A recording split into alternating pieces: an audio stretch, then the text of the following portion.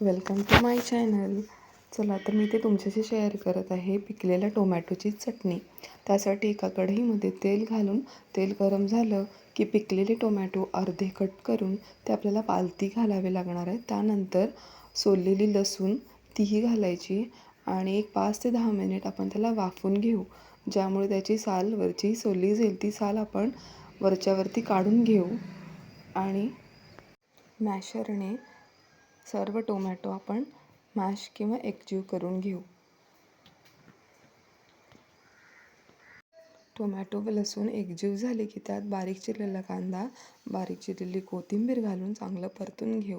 चांगलं परतलं की त्यामध्ये हळद, गरम मसाला, चवीनुसार मीठ आणि तिखट घालून परत एकदा चांगलं परतून घेऊ. याला जिरं, मोहरी आणि वाळलेल्या मिरचीचा तडका देऊ.